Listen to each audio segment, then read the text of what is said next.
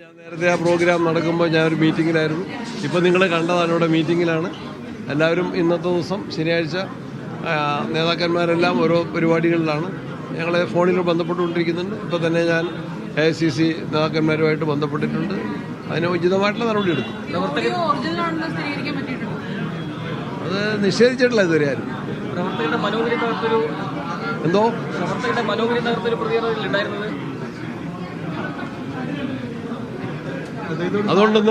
ഇതുകൊണ്ടൊന്നും ഉണ്ടായിരുന്നതല്ല കോൺഗ്രസ് പ്രവർത്തകരുടെ മനോവീര്യം. സംസാരിച്ചു. വിശദീകരണം അങ്ങനെ ചോദിച്ചിട്ടില്ല. വിഷയം പരിഗണനയിലുണ്ട്. വെള്ളാപ്പള്ളിക്ക് ഗുരുതരമായ ആക്ഷേപമാണ് വെള്ളാപ്പള്ളി നടത്തിയിരിക്കുന്നത്. ഞാൻ കണ്ടില്ല. ഞാൻ യാത്രയിൽ പ്രോഗ്രാം അല്ലേ.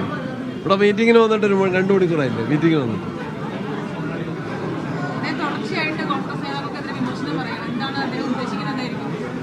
അത് അദ്ദേഹത്തോടാ ചോദിക്കുന്നത്. വ്യക്തിപരമായ അധിക്ഷേപമാണ് വെള്ളാപ്പള്ളി നടത്തിയിരിക്കുന്നത്. എന്തോ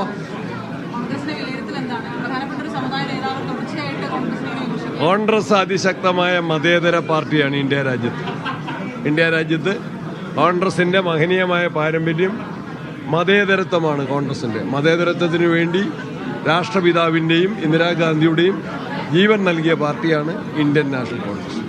മതേതരത്വവും മതസൗഹാർദ്ദവും സംരക്ഷിക്കാൻ ഇന്ത്യൻ നാഷണൽ കോൺഗ്രസ് എല്ലാ കാലത്തും ശക്തമായിട്ട് മുൻപന്തിയിലുണ്ടാകും. ജനങ്ങൾ കോൺഗ്രസിനെ ആ നിലയിലാണ് വിശ്വസിക്കുന്നത്.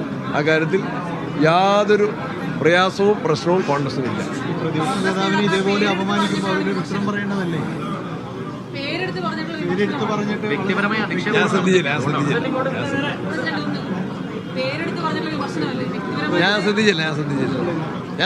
ആക്ച്വലി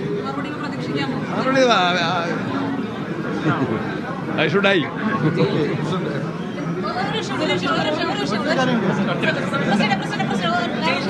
വേറൊരു സബ്ജക്റ്റാണ്.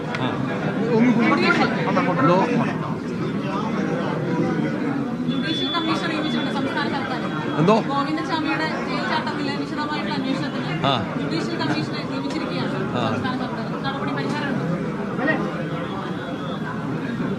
ഞാൻ ഈ ജുഡീഷ്യൽ കമ്മീഷനുകളുടെ ചരിത്രം പരിശോധിച്ചാൽ പലപ്പോഴും അത് മല എലിയാണ് പ്രസവിക്കാറ്. ജുഡീഷ്യൽ കമ്മീഷൻ പലപ്പോഴും ആവശ്യപ്പെടുന്നുണ്ടെങ്കിൽ പോലും അതിൻ്റെ റിസൾട്ട് എന്തായിരിക്കും, അത് പിന്നെ അവർ report what result it can make, ആത്യന്തികമായിട്ട് റിപ്പോർട്ട് കൊടുക്കാം. ആ റിപ്പോർട്ട് സർക്കാരാണ് പരിശോധിക്കേണ്ടത്. ആ റിപ്പോർട്ട് വേണമെങ്കിൽ അസംബ്ലിയിൽ വെക്കാതിരിക്കാം. കുറ്റസമ്മതമാണ് ഗവൺമെൻറ് നടത്തുന്നത്. ജയിൽ വകുപ്പിൻ്റെ പരാജയമാണ് ഗവൺമെൻറ് സമ്മതിക്കുന്നത്. എസ്കേപ്പിസം ആയിരിക്കും ഏതെങ്കിലും കമ്മീഷൻ വെച്ചിട്ടുള്ള അന്വേഷണം.